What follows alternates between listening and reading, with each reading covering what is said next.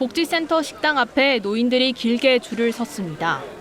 4,000원이면 한 끼를 해결할 수 있어서 80대인 신현기 할아버지도 하루 걸러 하루씩 이곳을 찾습니다. 매달 80만 원가량 받는 국민연금과 기초연금 말고는 별다른 소득이 없다 보니 항상 생활비가 부족합니다. 약간만 줘, 약간이. 근데 애들이 다 도와주니까 이렇게 살지. 예. 그 사람은 그거 가지고 어려움도 없지. 우리나라 노인 빈곤율은 약 40%. 소득이 중위소득의 절반이 안 되는 노인이 10명 중 4명꼴로 OECD 평균의 3배에 이릅니다. 특히 76살 이상은 2명 중 1명꼴로 빈곤율이 높아집니다. 팍팍한 살림살이에 진료비가 가장 큰 부담입니다. 실비보험이나 뭐 이런 게 없으니까 가서 주사 몇 번 맞으면 60에서 돈 100만 원 그냥 훌떡 나와서 2023년 노인 진료비는 49조 원으로 1년 전보다 7% 늘었습니다. 노인 한 명이 1년에 543만 원을 쓰는 건데 이마저도 비급여 진료비는 빠진 액수입니다. 요양병원에 입원해 간병인을 쓰면 한 달 평균 370만 원이 들어갑니다. 성인 자녀가 경제적 능력이 있다고 해도 감당하기 어려운 수준입니다. 시설과 이런 인프라를 이제 확충하는 게 굉장히 필요하고요. 간병비 부분은 건강보험을 조금만 증액하더라도 초고령 사회에 노인 진료비와 간병비 부담은 계속 늘 수밖에 없는 만큼 국가의 공적 책임을 강화해야 한다는 지적이 나옵니다. KBS 뉴스 김하은입니다. 척수장애 남편을 반년 가까이 돌보는 70대 여성입니다. 거동이 어려운 남편을 간병하는 게 쉽지 않습니다. 하루에도 기저귀 가릴 때 하죠. 베스트오븐 할 때 하죠. 욕창 때문에 하루에 보통 진짜 한 3번, 4번씩 했는데 밤에도 진짜 허리가 조금 나빠지려고 그러면서 손에 이게 감각이 없는 거예요. 국립재활원이 척수장애 환자를 돌보는 간병인들을 조사했더니 절반이 60대 이상, 특히 10명 중 8명은 여성이었습니다. 가장 힘든 건 배변 보조라고 답했고 환자 옮기기와 외출 돕기, 운동 보조가 뒤를 이었습니다. 특히 배변 보조는 절차도 복잡해 1시간 이상 걸리기도 합니다. 간병을 하다 다치는 경우도 많은데 환자를 옮길 때가 가장 위험한 것으로 나타났습니다. 환자 못지않게 간병인도 질병에 시달리는 게 현실. 절반 이상이 추간판 탈출증이나 관절염 등 지병을 앓고 있었습니다. 환자의 전체적인 체중을 누군가 들어서 침대에서 휠체어로, 휠체어에서 침대로 옮겨야 되기 때문에 많은 부담으로 작용을 해서 그 과정 중에 허리도 많이 다치시고 손목도 많이 다치시고 어깨도 많이 다치시고 거동이 불편해 방문 돌봄이 필요한 사람은 약 28만 명에 이릅니다. 간병비 부담에 대부분 가족들이 돌보고 있습니다. 전문가들은 이들의 신체적 부담을 줄이기 위해 제대로 된 간병 교육과 함께 건강관리 지원이 필요하다고 강조합니다. 전동 리프트 같은 보조기구 지원을 늘리고 로봇 기술 등을 활용한 간병 장비 개발도 과제라고 말합니다. KBS 뉴스 박광식입니다. 간병보험? 네. 그거는 그러면 뭐 간병인을 쓰면 그 일당을 지급해 주는 거예요? 구체적으로 어떤 상품이에요? 간병 일당 보험 같은 경우에는 네. 그 간병인을 지원을 하거나 네. 아니면 이제 사용한 일당을 지급하는 형태 두 그러니까 가지가 두 가지 나뉘거든요. 종류가 있다는 거군요. 네. 예. 한번 그래픽 보면서 설명 들어볼게요. 네. 네.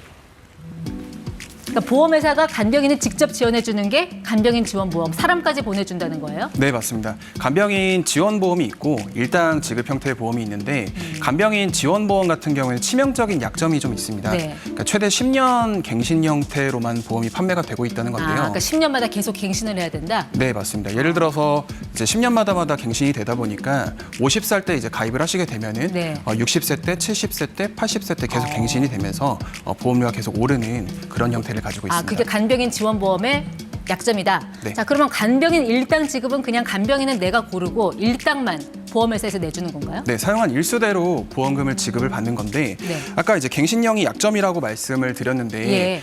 우리가 이제 보험을 가입할 때 통계로 역산해서 보험을 가입을 하시는 거거든요. 그래서 그 간병인을 얼마나 썼는지 네. 그리고 보험금이 얼마나 나갔는지 이런 것들이 보험료를 결정할 때 가장 중요한 요소인데 네. 예를 들어서 갱신령을 가입을 하시게 되면은 10년, 20년, 30년 뒤에 그 통계가 갱신보험료에 그대로 반영이 되거든요. 예. 그래서 계속 늘어난다는 거죠? 네, 보험은? 간병인 수요가 지금 폭발적으로 증가하고 있는 추세이기 때문에 때문에 네. 이런 보험들 같은 경우에는 갱신형으로 준비하게 되면 좋지가 않습니다. 네, 그러면은 그 간병인 일당을 지급해주는 보험은 비갱신형이에요? 네, 비갱신 형태로도 판매가 되고 있고요. 그래서 보통 선호를 하시는 부분이 이제 네. 사용 일당을 더 선호를 많이 하시는 추세입니다. 그러면은 그 사용했을 때 일당을 지급해주는 보험 상품 얼마 정도를 보장해주는 거예요?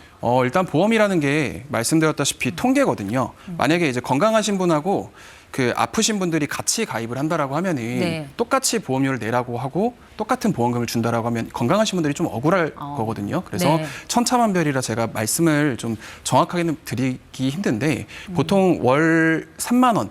50대 여성 기준으로 3만 원 정도 지출이 됩니다. 잠시만요. 제가 여쭤본 거는 이제 얼마를 보장을 해주냐는 건데 지금 말씀하신 건 내가 내는 보험료를 말씀하신 거죠? 네, 맞습니다. 월 3만 원이지만 천차만별이다. 네. 그러면 얼마를 보장해 주느냐? 보험 가입 금액은 보통 저기 표대로 15만 원에서 20만 원이 요양병원을 제외한 이제 병원들의 사용 일당으로 지급이 되고요. 하루에 저만큼씩 네, 지원을 맞습니다. 해준다는 거예요? 네. 네. 그리고 밑에 보시면 요양병원 같은 경우 요양병원 사용한 일당만큼 그리고 밑에 보시면 통합 서비스 이건 좀 생소하실 수가 있는데 네.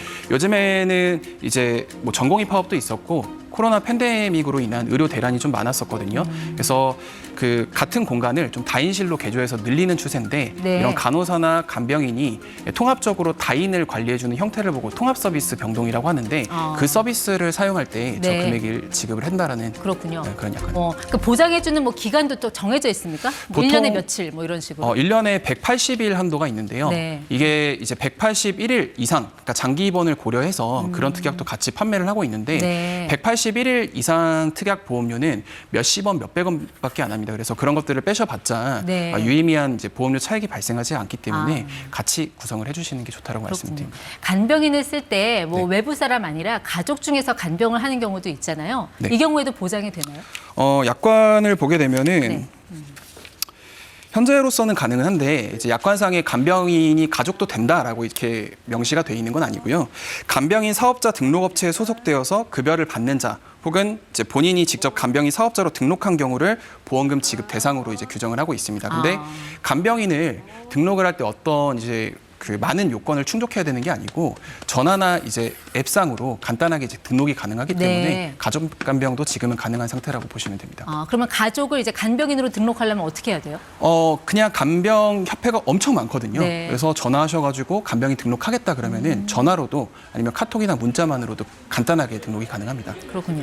이제 사실 이제 보험회사들의 특약은 그 보장해주는 대상이 질병이냐 상해냐에 따라서 특약이 좀 달라지잖아요. 간병 같은 경우는 어떻습니까? 간병도 마찬가지인데 그 묶어서 판매하는 회사가 있는데 대개 이제 보험사는 질병 간병인 그다음에 상해 간병인 이런 식으로 두 가지로 네. 나눠서 판매를 하고 있거든요. 상해 같은 경우는 아까 181일이랑 비슷한 개념인데 상해로 사실 간병인을 쓰시는 경우가 그렇게 많지는 않거든요. 네. 그래서 질병 보험료보다 훨씬 더 저렴하기 때문에 그렇다고 뭐 질병 간병인을 빼실 것도 아니고 네. 상해를 빼셔봤자 이게 보험료 차이가 유의미하지 않기 때문에 네. 가급적이면 같이 이제 묶어가지고 구성을 해주시는 편입니다. 예. 말씀하신 거 좀 정리를 잠시 해보면 일단 네. 간병보험은 크게 두 가지 종류. 네. 사람까지 보내주는 네. 간병인 지원보험. 그러나 이거는 갱신형이니까 추천은 안 한다 하셨고. 네. 그러면 그냥 사용 일당만 보장해주는 그 보험 상품 있잖아요. 이건 비갱신형이라고 하셨죠? 네. 그거는 그러면은 그냥 고정된 금액만 계속 보장받는 거예요? 왜냐하면 시간이 지날수록 간병인들 인건비 이런 게 올라갈 텐데 나중에 보장 금액이 부족해질 수 있지 않나요? 체증형이라는 상품도 있는데 네. 가입하실 때 예를 들어서 15만 원을 가입하신다고 하면은 최대 20년 동안 2배까지 올라가는 상품들이 있습니다. 이런 거는 노년에 이제 연령대가 많으신 분들이 가입하시는 상품이 아니고 저렇게 예시처럼 30세 분들이 이제 많이 가입을 하시거든요. 네. 그렇게 되면은 나중에 내가 사실 간병을 쓰게 될 확률이 있는 연령은 저 50세 이후가 되기 때문에 네. 그 기간을 대비를 해서 인플레이션 같은 것들을 대비를 해서 저 정도 금액을 가입하시면 되고요. 네. 그리고 보험료는 그 보험금이 2배가 된다고 해서 보험료 2배가 되는 건 아니고 네. 한 1.5배 정도로 평균적으로 지출하고 계십니다. 그렇군요. 그러니까 비갱신형 상품이라고 하더라도 저런 체증형 특약이 있을 수 있으니 그걸 확인해서 활용하면 좋겠다. 네, 나중을 대비하셔서 인플레이션이나 인건비 상승 등을 감안하시면 될 것 같습니다. 알겠습니다. 조금 전에 이제 간병하는 대상으로 일반 병원, 요양병원 그리고 통합 서비스 병동 이렇게 제시하셨잖아요. 네. 집에서 간병하는 경우 그럴 경우에 또 보장 받을 수 있어요? 집에서 간병하는 상품 같은 경우도 얼마 전에 이제 나왔는데 그 정확하게 상품명은 이제 재가급여 상품이라고 하거든요. 네. 근데 그 상품은 오늘 이제 주제가 간병인인데 조금 어긋나는 부분도 있고 그것도 네. 내용이 엄청 방대하거든요. 그래서 지면상 말씀을 드리기는 좀 어렵고 대신에 뭐 한마디만 말씀드리면은 재가급여 같은 경우에는 노인 장기요양 제도에 등급 판정을 받으면은 네. 그 원래 지급된 보험금을 지급해주는 그런 형태거든요. 근데 이제 정부 제도에 기초한 보험이다 보니까 나중에 제도가 바뀔 수도 있고 네. 등급 판정 기준이 지금보다 훨씬 더 어려워질 수도 있거든요. 그래서 가입하실 때 그런 부분들을 염두에 두셔가지고 준비를 하셔야지 좀 네. 나중에 곤혹스러운 상황이 발생되지 않는다고 알겠습니다. 말씀드리겠습니다.